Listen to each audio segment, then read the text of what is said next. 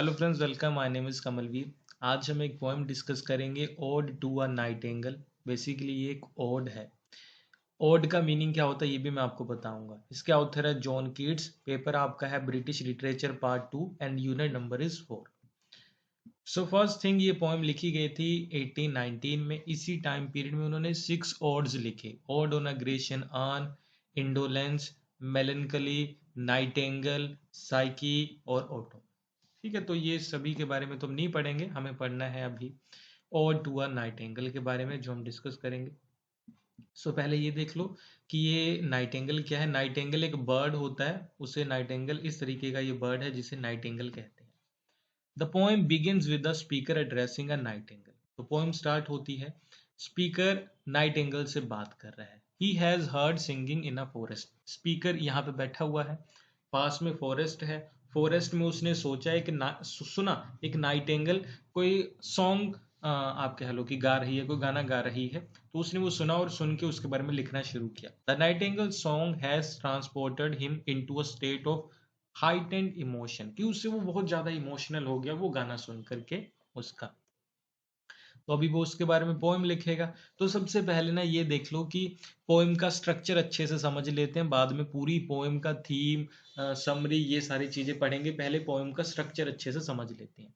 तो poem odd form में लिखी गई है। अभी ओड क्या है, सबसे पहले यही जानना बहुत जरूरी हो जाता है। The poem is written in the form of an ode, हम जान चुके हैं, क्योंकि क्या है, अ क्लासिकल पोएटिक फॉर्म है। पोएम पोइट्री लिखने का एक क्लासिकल तरीका है, पुराना तरीका है। Known for its formal structure and elevated tone.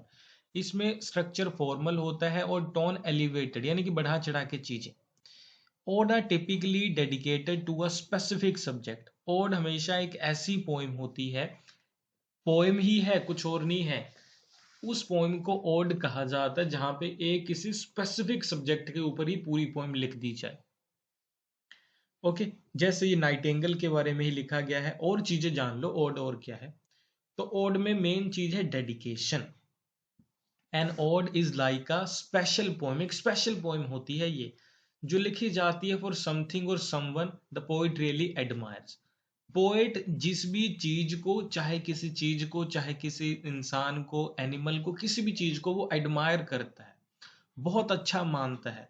तो उसके लिए जब वो स्पेसिफिकली उसको एडमायर करने के लिए पोएम लिखता है तो उसे ओड कहते हैं। Okay, it's like a way of saying I think you are amazing. जब आपको किसी को ये कहना हो कि तुम अमेजिंग हो, तुम बेस्ट हो यार, तो वो कहने के लिए जब आप पोइट्री के फॉर्म में उसे कहते हो तो उसे ओड कहते हैं। ये रिस्पेक्टफुल और फैंसी वर्ड्स का यूज होता है। Odds use polite and fancy words, बड़े बड़े शब्द यूज किए जाएंगे ताकि हम थोड़ी रिस्पेक्ट शो कर सकें उस सब्जेक्ट के लिए। ओके, ठीक है। लोड्स ऑफ फीलिंग्स, इसमें बहुत सारी फीलिंग्स है जो पोइट अपनी वो शेयर करता है। फुल ऑफ इमोशंस होती है ये। Okay, it's like a love letter to the subject. ठीक है, लव लेटर की तरह होता है, सारी फीलिंग बता दो। पिक्चर्स इन वर्ड्स, ये अच्छा पॉइंट है। Odes use word that help you see, hear and feel things। तो ना ओड ऐसी पोइट्री होती है जो ऐसे लिखी जाती है कि एक एक चीज को ना डिटेल में या बहुत अच्छे तरीके से प्रेजेंट किया जाता है। आपको लगता है कि वो चीज को आप सामने से ही देख रहे हो। आपको बताया जाएगा कि एक बर्ड है जिसके जो आप कह लो कि पंख है वो इस कलर के हैं, इस तरीके से जब वो उड़ती है पंख ऊपर की तरफ जाते हैं, नीचे की तरफ जाते हैं, राइट और लेफ्ट होते हैं, ऊपर के पंख नीचे चले जाते हैं। ऐसी चीजें आपको ऐसे लगेगा आप देख रहे हो। जो स्नेक वाली पोएम अगर आपको याद होगी, लास्ट टाइम हमने की थी, तो स्नेक की आवाज भी बताई गई थी कि वो ऐसे चलता है, ऐसी आवाज करता है, वो सारी चीजें।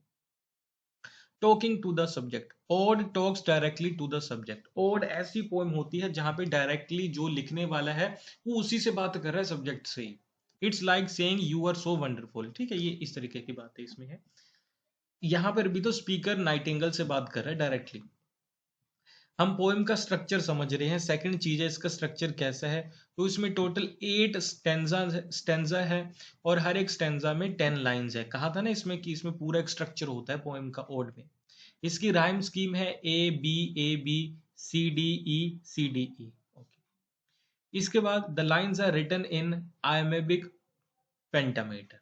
तो ये सारी चीजें देखो, कह लो कि टेक्निकल चीज़ें हैं, इनके बारे में अभी मैं आपको और अच्छे से नहीं बता सकता, लेकिन बता ही सकता हूँ कि ये पेंटामीटर यूज़ किया गया, ये राइम स्कीम यूज़ की गई, सिर्फ आपको इतना बता सकता हूँ। ठीक है, तो आप ये चीज़ लिख लेना अगर लिखना चाहते हो। Okay. The formal structure contribute to the poem's musicality, क्योंकि फॉर्मल स्ट्रक्चर है तो म्यूजिकलिटी इसमें बनी रहती है, क्योंकि इसमें सारी चीज़ रिदम के अकॉर्डिंग अच्छे से लिखी गई है। नेक्स्ट है language and imagery. Keats uses rich and vivid imagery throughout the poem. हर एक चीज आपको इमेजिन, आपको दिखेगा, आपको लगेगा आपके सामने हो रहा है। He paints a detailed picture of the nightingale. Nightingale के बारे में बहुत डिटेल्ड आपको बताएगा कि वो कैसा है कि कैसा नहीं, उसकी सराउंडिंग कैसी है, ये सारी चीजें हमें पता चलेंगी। The poem is known for its use of senses and evocative language which appeals to the reader sense of sight and sound and touch. ये सारी चीजें, साइट कि आपको दिखेगी भी वो चीज, सुनाई भी देगी, आप उसे टच भी कर सकते, मतलब ऐसा लगेगा आपको कि आप उसे देखोगे तो कैसा फील होगा, सुनोगे तो कैसा फील होगा, टच करोगे तो कैसा फील होगा। ये सारी चीजें आपको पोइट्री में ही बता दी जाएंगी। ठीक है। सो उसके बाद है contrast between real and the ideal. The poem reflects the romantic fascination with nature and the desire to transcend the limitation of the human condition. It contrasts the fleeting nature of human existence with the timelessness of the Nightingale song. तो उसके साथ आपको नई नई चीजें दिखाने की वो कोशिश करेंगे। हम पोइट्री में ये सारी चीजें अच्छे से देखेंगे जब डिटेल में इसे डिस्कस करेंगे। इसका एक हिस्टोरिकल कॉन्टेक्स्ट भी है। ये लिखी गई थी 1819 में, वो रोमांटिक पीरियड था इंग्लिश लिटरेचर में, याद रखना।